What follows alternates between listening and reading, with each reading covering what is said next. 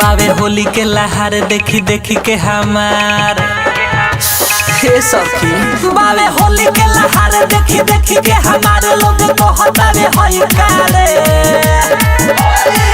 बावे होली के लहार देखी देखी के हमारे लोग कहता रे होई कारे। सखी रंगले बतई कारे सहुआ नदी के लइका रे।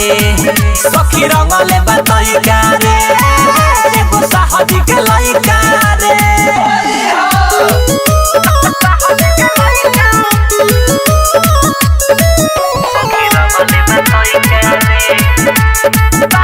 तनी सा नीचे तनी सा ऊपर रंग के कहता सामान बाटे सुपर। ए सखी तनी सा नीचे तनी सा ऊपर रंग के कहता सामान बाटे सुपर। दुनु मिसले बगाल सब कोइले बाला दुनु मिसले बगाल सब कोइले बालाल माई गइल बिया मई कारे। सखी रंगले बतई कारे एगो साहदी के लइका रे। सखी रंगले बतई कारे सहुआ नदी के लइका रे।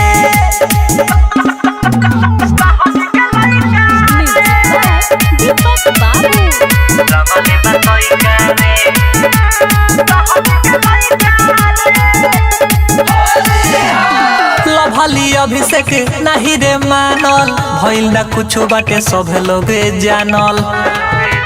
का कहीं सोनू अवनी से नहीं रे मानल भइल ना कुछ बाटे सब लोग जानल।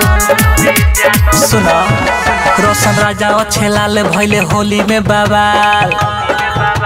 हे हो रोशन राजा अच्छे लाल भइले होली में बवाल। चोली फरले बा नई कारे सखी रंगले बा तई कारे सहुआ नदी के लइका रे।